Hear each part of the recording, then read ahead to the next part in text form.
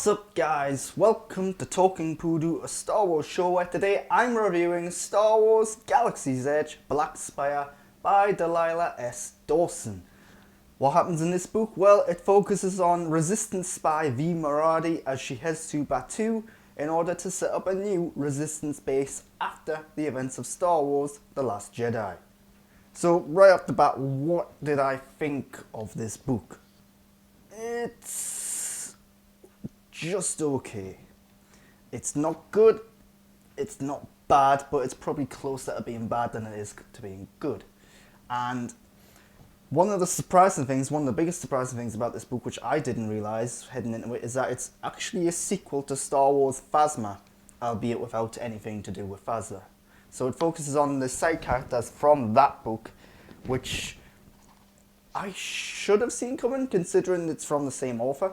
But yeah, it caught me off guard when I realised that, hey, V. Maradi was in Phasma, and so was a certain other character who I'm not going to touch upon just yet.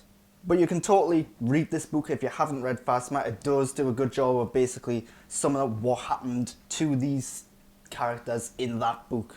And besides, Phasma was the main focus of that book. Again, she's not in this one. So the biggest problem with this one, and what I think really limits it from being good, is that the story is lacking. It's very simple. The actual summary which I've just gave you, where she is there to set up a resistance base, that's kind of all there is to it. It's not all that interesting, it's not all that original. We've seen it in Star Wars Rebels and Resistance and so on before.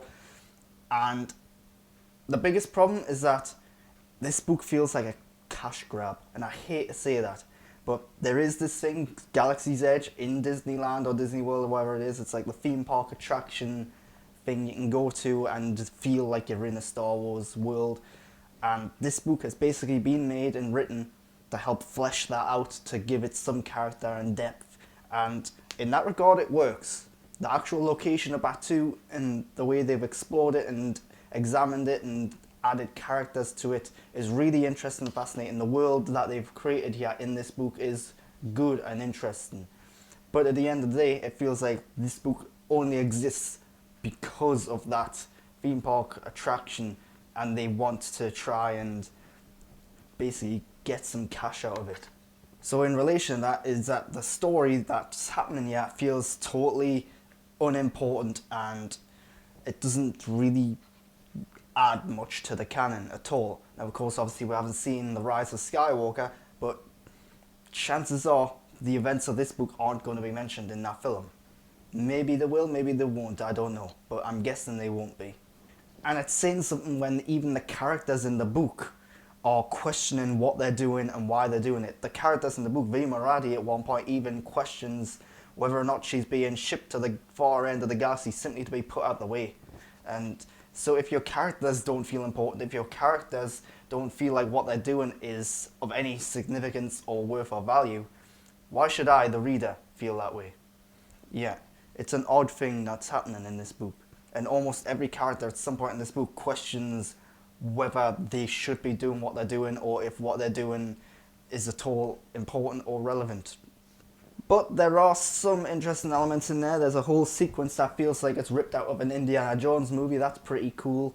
There are some surprises and turns in there, but not many. Again, the biggest one for me was that it was a sequel to Phasma, and I don't think that was meant to be a surprise. So that's probably saying something. And it does pick up towards the end when there's this big like action set piece, and you can see all the different characters doing their bit to help out, and it all comes together pretty well towards the end. And speaking of which, without going into spoilers, I think the potential for another sequel is really interesting. Again, I'm not going to say what exactly happens, but that was probably the most interesting bit of this book, the way in which it sets up what could be coming afterwards. And it might not be a sequel in a book form, it could be a comic book, it could even be The Rise of Skywalker, I don't know. But another issue I had with this was the pacing of it. It starts off pretty well, the build-up works out pretty well, but then all of a sudden it seems like they're really doing a lot of jumps in time, and things are really going ahead far quicker than seems natural. So for example, not spoilers, this is right towards the beginning of the book, they crash land on Batuu, And all of a sudden, out from the woods, a complete random stranger comes out, and then next thing you know, they're like best friends. Like, what? That did not feel natural or realistic at all. And firstly, I thought there was something up with this character because it felt so unnatural. It felt weird to have just a complete stranger come out and instantly befriend them to the point where they're like almost best mates, it seems. And then that's just not even relevant for the rest of the story, really. So it's weird. Then there are other instances where they're jumping through time saying that she's been there for so long, she's making friends, she's making a living for herself on this planet, and things are developed and so on, which is good. You kind of have to get that stuff out of the way because that is some of the more, I don't want to say boring stuff, but it's the less interesting stuff. They want to just get to the action, to the good bits. And so it does a good job of skipping some of that stuff out. But at the same time, you don't get a sense of like how much time's actually passed. So at one point, I'm thinking, right, they've been here for months, but then at other points, it seems like, actually, it sounds like they've only been here for like a week or two. So it's really weird that way on. But one of the most disappointing things is that this is set between the events of The Last Jedi and The Rise of Skywalker, but other than what's going on this planet, in this small like settlement of Batuu, you don't get a huge sense of what's going on in the galaxy, or what the condition of the First Order is, or what the Resistance is like at the minute. All that's a bit vague and not even touched upon too much. And I get it, they don't want to spoil the films and so on, but again, it feels like they've deliberately went to the far end of the galaxy where nothing really important is happening, just so that they don't disrupt the actual canon of the films and the TV shows and so on that's going on. So to touch upon the characters, V. Maradi. Again, she was in Phasma. It was a supporting role, a small supporting role. So small, in fact, that I forgot what her name was. I didn't remember what her background was. This book does a good job of telling you what happened in Phasma, but it also expects you to remember who V. Maradi is, what her backstory is, what she's like. It touches on a few things here, where she's knitting, where she wears wigs and so on, but it completely omits like the reasons for that. So I shouldn't have to go back and read another book that I read like what must have been a couple of years ago now, just to find out who this character is. So that was a bit frustrating that this book never once touched on her backstory. Beyond her name, beyond the fact that she wears wigs and why that she likes to knit, I couldn't tell you much of anything about Viva Maradi. And the other character who was featured in this book, who was also in Phasma, don't want to say who it is, but because it's a light spoiler, but this is the most interesting character and element of this book, because this is essentially looking at, in Star Wars Force Awakens for example, Finn, he leaves the First Order, joins the Resistance, but it doesn't really delve too much into it. It's just, it shows you why he's leaving. Next thing you know, he's a Resistance fighter, he's adamantly against that. What this book does is it really dives into what it's like to be a stormtrooper, how they are on stims, how they are brainwashed, how they have a very particular upbringing and background, and how it's not as simple as just, hey, making a decision and leaving. There's a lot of work and effort that has to go into it, because you're essentially changing your whole way of life, your whole viewpoint on life, and that's what this book and this particular character, which I'm referring to, looks at. Again, trying to avoid spoilers, although they are light spoilers. But the biggest disappointment in terms of the characters are the villains. The villains are introduced about a third, maybe halfway through the book, and they're really stereotypical. I say there's only one really, and there's just not a lot to them. They just seem like they're a big, angry, muscle-bound First Order officer, and that's kind of it. And yeah, this character also was in Phasma, but this character was in Phasma in like a blink and you'll miss it kind of role, apparently. So there's no backstory for this character. There's no real information about this character. It just comes across as this is a big, angry guy, and that's disappointing.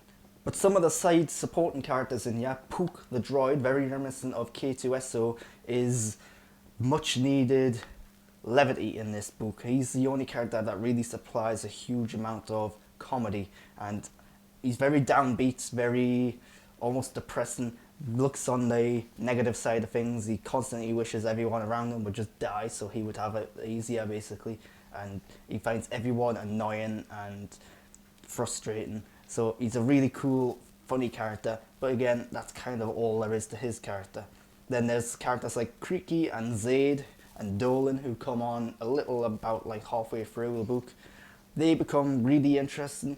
Again, they're playing very certain archetypes. They're almost stereotyped. One's a mechanic, one's like a cocky drunk smuggler, and one's like a local who's not like the brightest of guys, it seems. So they're not like pushing the mold here. They're not doing anything that hasn't been done before in these Star Wars books or films or anything like that. But they are likable.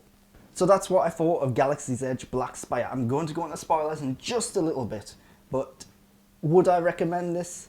No, I wouldn't. It doesn't feel all that important. If you are going to Galaxy's Edge, the location in real life in Disneyland or Disney World, wherever it is, it might be worth checking out this, finding out about some of the characters and the actual place there. It's going to delve into that and give it some depth, I suppose. So for that way, I would recommend it. But as a story, as an essential piece of Star Wars canon, this is not essential at all. So that's disappointing. But it's not bad, again, it's just not good. And it's closer to being bad than it is to being good. Going into spoilers now, if you're going to leave, read the book, come back, watch the rest of this. I'm Grant Burton, though in the meantime you can follow me on Twitter and Instagram at @the_Grant Burton, but most importantly, subscribe to my channel. The more subscribers I get, the more content I can make, the better the content I can make, and we all love that content. So, also give me a thumbs up, why not? And leave comments and feedback down below and let me know what you think of Star Wars Galaxy's Edge Black Spire. And now I'm going into spoilers, so you've been warned, full spoilers.